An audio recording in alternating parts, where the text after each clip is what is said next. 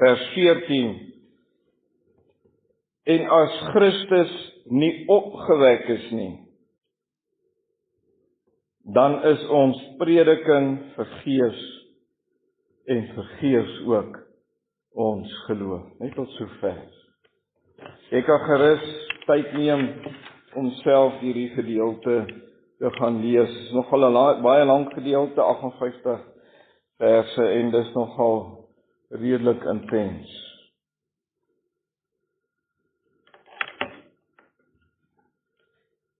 Hierdie hoofstuk 15 van die eerste brief aan die Korintiërs het Paulus geskrywe, omdat daar mense was wat deel was van hierdie gemeenskap van gelowiges wat nie geglo het in die opstanding van Christus nie.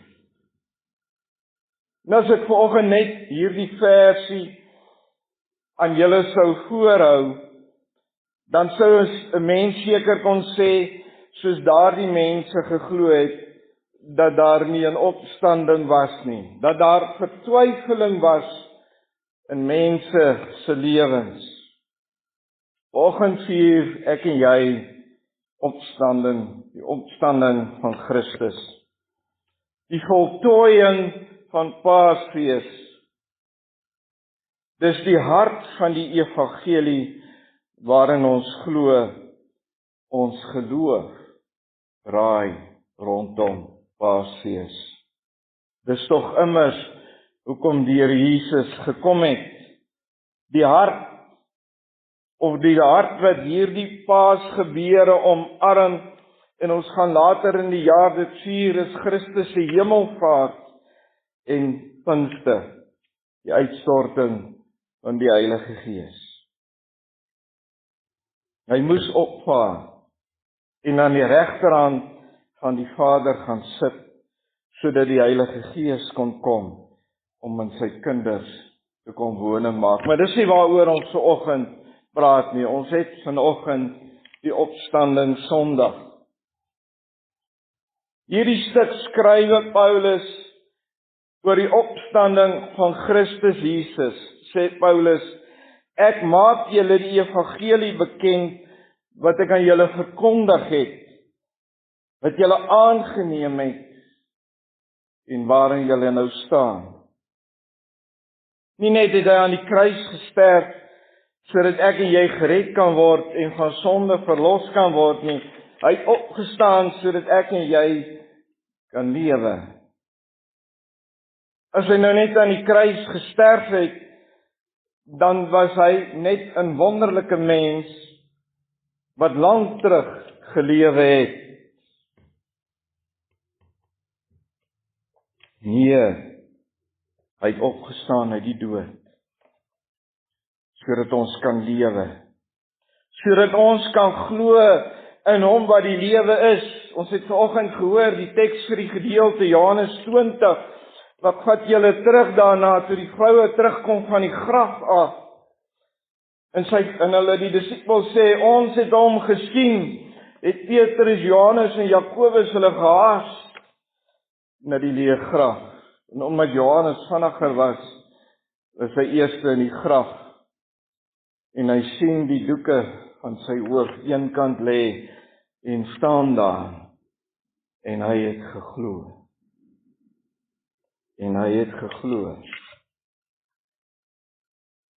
Dit was 'n teken vir die Jode. Dit was nie toevallig gewees nie. Die doeke van sy hoof wat eenkant opgevou het vir die Jode gesê, hy kom weer. Daarom het Johannes geglo.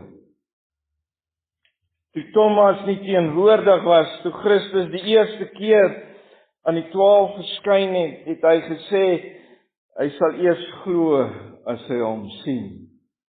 Later 'n stadium, toe Thomas teenwoordig was die Here Jesus weer by hulle, en die Here nooi hom uit en sê, kom steek jou vingers hier in my hande en hier in my sy. Thomas sê, my Here en my God. Salig is die wat nie gesien het nie, en tog geglo het. Die Vader trek hulle vir wie bestem is vir die ewigheid na hom. Christus Jesus red, en die Gees van God kom wederbaar van my en vir jou tot kinders van God. Die feit dat ek glo in Christus Jesus en sy Gees woonagtig in my is die bewys dat Paasfees in werklikheid is in my lewe.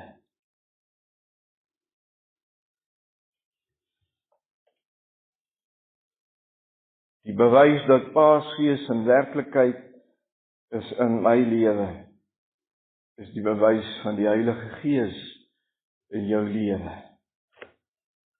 Paulus skryf hierdie gemeente in Korinthe dat sy dood moes gebeur, want die skrifte getuig daarvan. Net so moes die opstanding gebeur, want die skrifte getuig ook daarvan. Dis nie net iets wat eenkant in 'n hoekie in Jerusalem gebeur het nie, daar is selfs buite Bybelse bronne tot so vroeg as 100 na Christus wat getuig van hierdie historiese figuur. En alles wat in Jerusalem gebeur het, selfs dat hy gekruisig is, en selfs dat sy volgelinge getuig dat hy opgestaan het.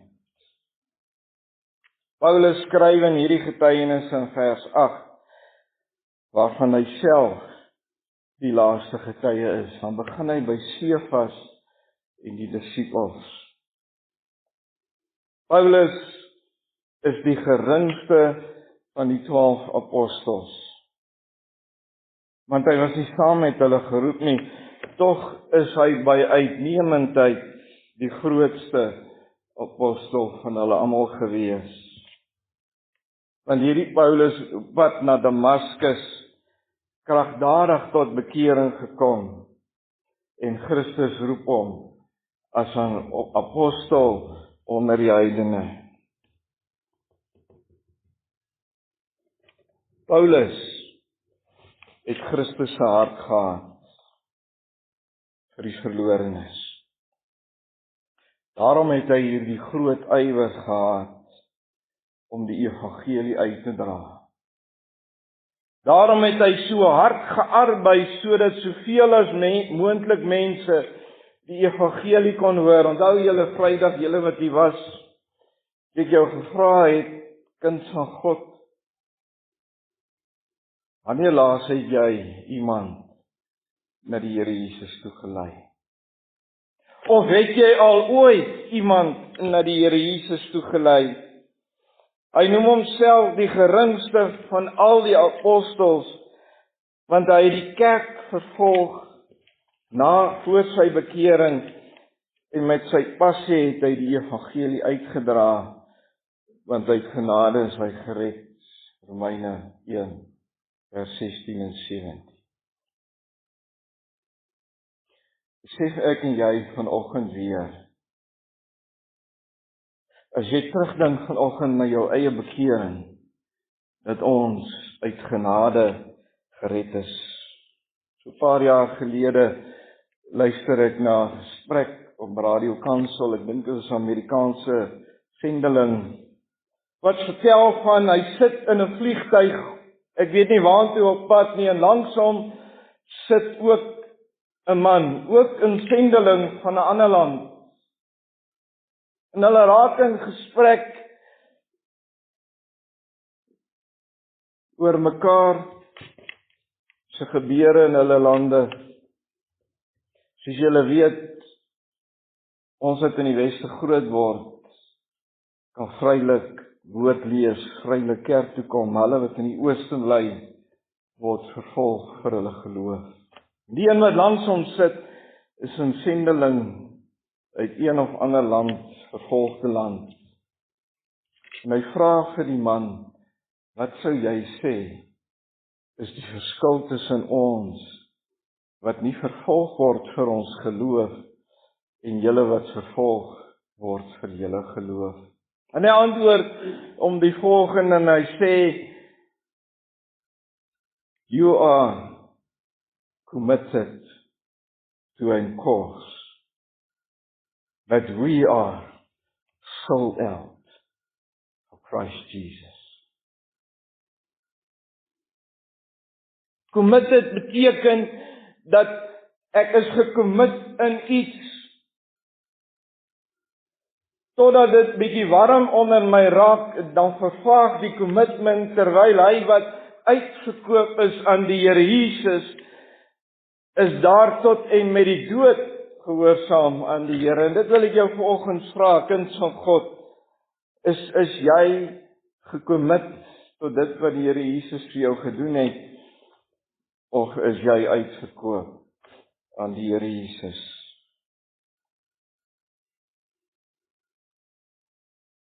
Is jy uitverkoop aan Christus Jesus om Paasfees te bring, daar waar jy leef, daar waar jy werk, daar waar jy bly, daar waarheen jy gaan? By die ouete huise, as ek die geleentheid gehad het om te preek, en ek is bly, sit 'n klomp oupas en oumas, het ek altyd vir hulle gesê, julle is in 'n tyd in julle lewe, waar julle genoeg tyd het in gebed en in woord. Ouete huise of oupas en oumas, ek weet, die ou mense sê hulle raak besiger as hulle agterreed. Maar dit kan die geleentheid wees, dit kan eintlik 'n kragbron word in ons samelewings.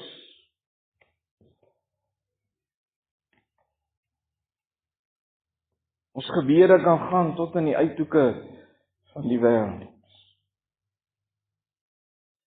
Helaas. En ek het dit Vrydag gesê, en ek sê dit weer, het ons in 'n uur in Suid-Afrika gekom, dat ons 'n waaragtige herlewing nodig het, 'n God gegewe herlewing.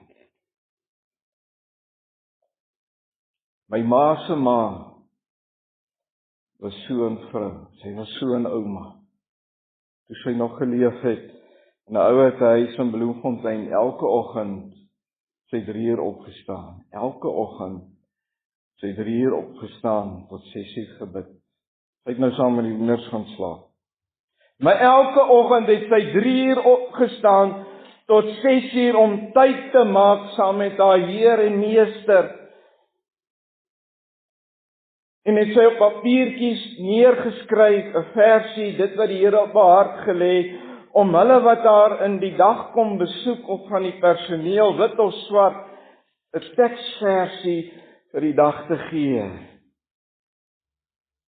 Sy was 'n vrou van gebed, soos wat my eie moeder was. En ek ervaar dit in my eie lewe.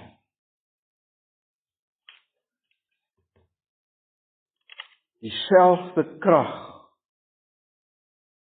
waarmee Christus uit die dood opgestaan het, leef in sy kinders. Daarom kan ek en jy as kind van God leef vanuit hierdie saligmakende geloof, want ek is geregverdig uit die geloof tot 'n lewe van heiligmaking.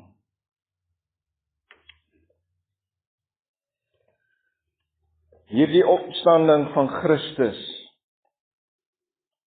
het nie net vir my en vir jou lewe gebring nie, maar dit gaan ook die laaste vyand vernietig, naamlik die dood.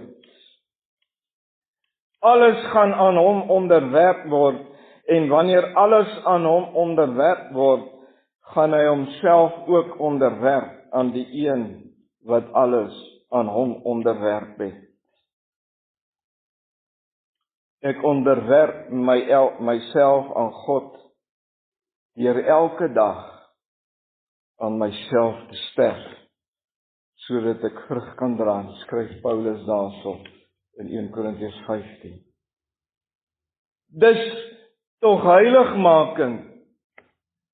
Dis tog die vrug van regverdigmaking. As regverdigmaking teenwoordig is in my lewe, as die Here my kom nuut maak het, dan moet heiligmaking mos deel wees van my en van jou lewe. vers 42. So is ook die opstanding van die dode. Daar word gesaai in verganklikheid, daar word opgewek in onverganklikheid. Soos Christus opgestaan het, soos Christus gesterf het, en opgestaan het uit die dood, so word ek ook as kind van God, sterf die liggaam, maar die gees word opgewek tot 'n nuwe lewe in Christus Jesus, ons wedergeboorte, gewas is in die bloed van die Lam. Ons belydenisskrifte sê, die bad van die wedergeboorte. Paulus gaan verder, dan wys hy op hierdie verganklike teenoor die onverganklike, lig teenoor duisternis, dood teenoor lewe, vers 54, en wanneer hierdie verganklike met die onverganklikheid beklee is, en hierdie sterflike met die onsterflikheid beklee is, dan sal vervul word die woord wat geskrywe is, die dood is verslind in die oorwinning. Dood, waar is jou angel? Doderyk, waar is jou oorwinning?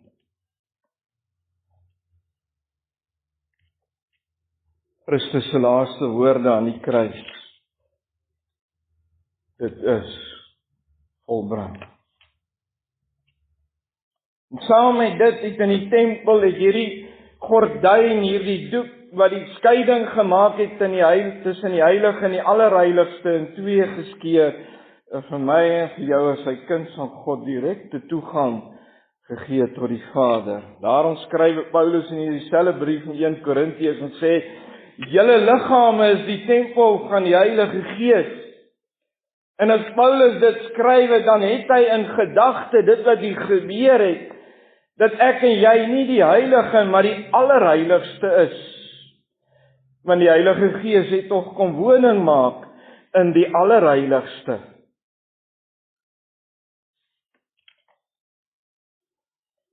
Daarom skryf dieselfde Paulus in Romeine 12 vers 1 en 2 as hy sê, stel julle liggame as 'n lewende, heilige en aan God 'n welgevallige offer.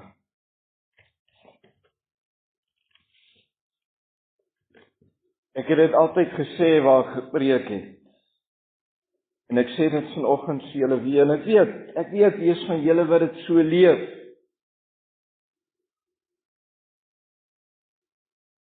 Jy wil weerstand bied teen die Satan, teen die duiwel, en sy lustige pyle waarvan Paulus skryf in Efesiërs 6, dan moet jy tyd maak elke dag saam met die Here in woord en gebed.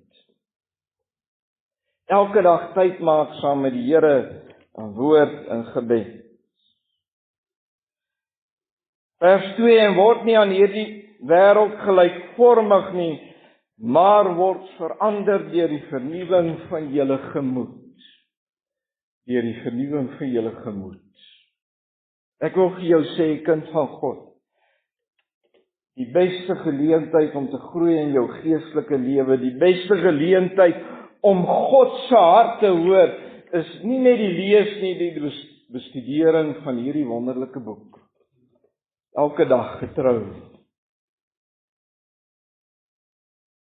Die feit dat ek die woord so goed ken, is nie my teologiese studies nie, is my tyd saam met die Here. Konsekwent, van Genesis tot Openbaring. Lees ek die Bybel deur konsekwent. Die Here breek deur sy Gees hierdie wonderlike boek aan sy kinders oop. Ek sluit af. Die opstanding van Christus Jesus, in die eerste plek getuig die skrif van sy opstanding. Handelinge 2:24. Hom het God opgewek, nadat hy die smarte van die dood ontbind het, omdat dit onmoontlik was dat hy daardeur vasgehou sou word. Psalms getuig daarvan. Handelinge 13 vers 29 tot 31 getuig onomwonde daarvan. Die briewe van Paulus, van Petrus, van Johannes getuig hiervan. So op die profete in die Ou Testament. In die tweede plek getuig die opstanding van Christus se godheid. Die opstanding getuig van Christus se godheid. Is dit nie die belydenisskrif van Jesija in 325 na Christus, toe daar 'n krisis in die kerk was, juis voor hierdie twee nature van Christus in die kerk by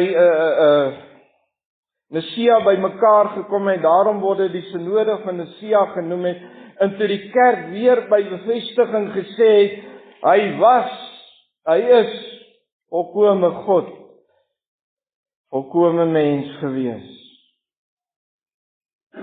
Het julle al gedink hoekom dit so belangrik is? Want as hy dit nie was nie, dan sou hy nie aan 'n kruis kon hang nie.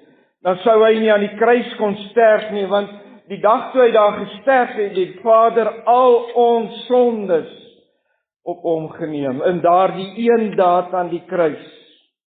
Daarom kon hy al ons sondes op hom neem, want hy was volkome mens, volkome God.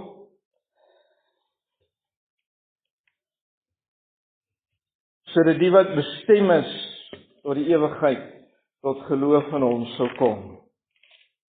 Daarom was hy by magte om sy lewe weer op te neem, sodat ons wat in hom glo kan leef.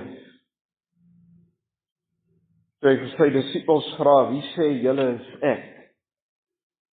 Antwoord Petrus hom, U is die Seun van die lewende God. Die Here Jesus antwoord en sê vir hom, geen mens het dit aan jou geopenbaar, net my Vader het dit aan jou geopenbaar. Duiwels glo ook, maar hulle sidder van angs. Jakobus 2 vers 19. In die derde plek is Christus se opstanding die voltooiing van sy reddingswerk.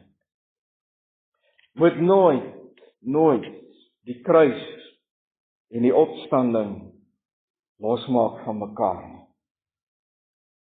Hy moes aan die kruis hang.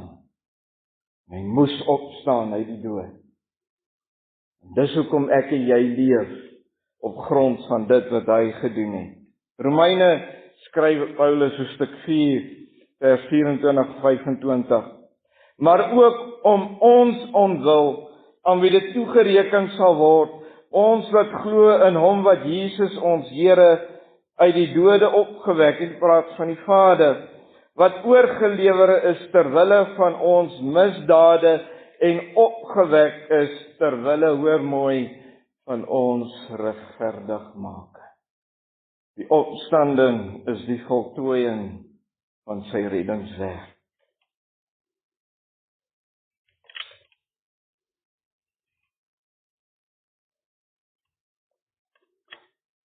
Regverdigmaking, sê die Grieks, is 'n eenmalige werking in my lewe. Is 'n volkome werk van God se Gees in sy kinders se lewe. Heiligmaking, sê die Grieks, is 'n voortdurende werk in ons, sy kinders se lewe. Daarom skryf Paulus, as die koringkorrel in die grond nie val en nie sterf nie, kan dit nie vrug dra nie. Paulus skryf in Korintiërs, ek moet minder word en Christus al meer. In hierdie selfe hoofstuk 15 skryf Paulus, ek moet aan myself sterf elke dag. Heiligmaking is die vrug van regverdigmaking. En hierdie twee is onlosmaaklik deel van mekaar en kan nie geskei word nie. In die vierde plek het die kerk van die Here Jesus tot stand gekom. Is julle nie vanoggend die getuienis van Christus se opstanding nie? Die kerk leef voort. Nie omdat dit mense is nie, maar omdat ons een gemeenskaplike gees het wat in al sy kinders deur al die eeue geleef het, daarom bestaan sy kerk. Daarom leef sy kerk voort. Daarom sal sy kerk bly staan totdat hy weer kom op die wolke. Die boek Handelinge beskryf die vroeë kerk vir ons. Gaan lees die boek Handelinge, gaan bestudeer hom mooi, die vroeë kerk. Net so is ek en jy vandag getuies van die kruisiging en die opstanding. In die 5de plek is die onvermydelike oordeel van God, wanneer hy weer sal terugkom, nie as verlosser nie, maar as regter. Handelinge 17 vers 29 tot 31, omdat hy 'n dag bepaal het waarop hy die wêreld in geregtigheid, nie ons geregtigheid, in God se geregtigheid sal oordeel deur 'n man wat hy aangestel het, en hy het hiervan aan almal sekerheid gegee deur hom uit die dode op te wek. Ek wil jou vanoggend vra, hierdie Paasfees, in die lig van hierdie gedeelte dat Christus se opstanding ook daarop dui dat daar 'n dag van oordeel gaan kom.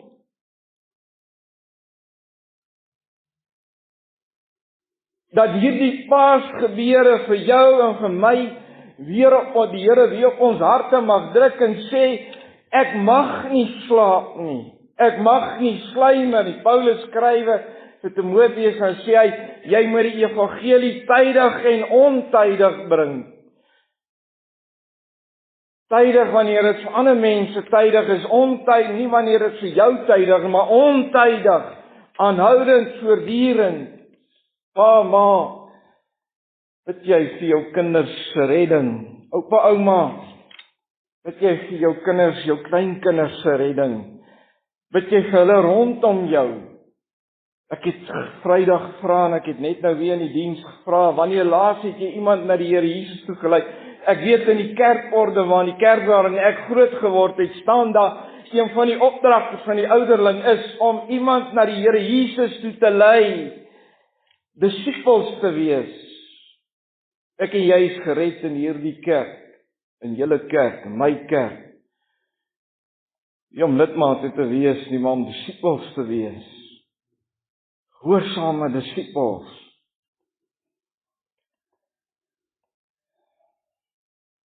In die laaste plek is sy opstanding die bewys van ons ewige blydskap. Het jy dankbaarheid en vreugde vanoggend in jou hart vir dit wat die Here Jesus kom doen het 2000 jaar gelede? Jesaja 35 vers 10. Wys terug na die Ou Testament. En die losgekooptes van die Here sal teruggaan en na Sion kom met gejubel. En ewige vreugde sal op hulle hoofde wees. Vreugde en blydskap sal hulle verkry, maar kommer en gesig vlug weg. Dis Paasfees vanoggend, in werklikheid, in my en jou lewe. Dalk sê jy vanoggend vir die Here, Here, ek ontbreek daaraan.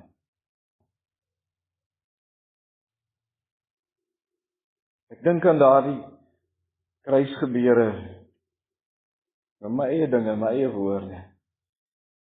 Toe die Here Jesus daar gehang het en gesê het, my God, waarom het U my verlaat? Dink ek, die Vader moes ook in hart, soos dat ons in hart vir ons kinders het, teenoor sy eie seun ervaar het. Maar dit moes, sodat ek en jy kon leef.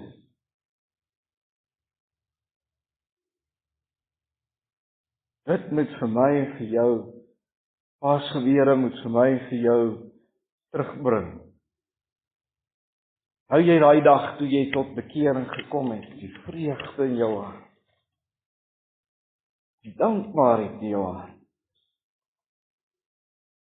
Mag die Here hierdie Paastyd vir my en vir jou weer opnuut, nie net in herinnering nie, maar terugbring na die werklikheid van my redding, dat ek uit genade gered is. Daarom wil ek vir ander vertel, vir ander bid, vir ander traktaatjies gee, en dit wat die Here Jesus kom doen het. Amen. Kom ons buig ons hoofde. Here, die grootste gebeurtenis. En U was daardie donderdagnacht begeerig om die laaste Pasga, wat in U in vervulling gegaan het, te vier, te eet en te ly, sodat ons kan lewe. Ek wil bid, Here, dat ons U kinders in die groot opdrag wat U die kerk gegee het, nie sal verslap nie. Dat ons dit sal leef, sal doen, sal bid vir ander.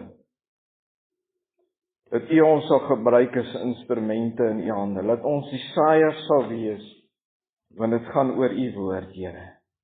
As my dankbare hart dalk verkoel het, Here, wil ek kom vra, dat U die vuur weer opnuut in ons harte aan die brand sal steek. Dat U hierdie ywer weer opnuut in ons harte aan die brand sal steek. Baie dankie daarvoor, Here. Seën ook hierdie dag, seën hierdie dag tot eer en verheerliking van U groot en U heilige naam. Amen.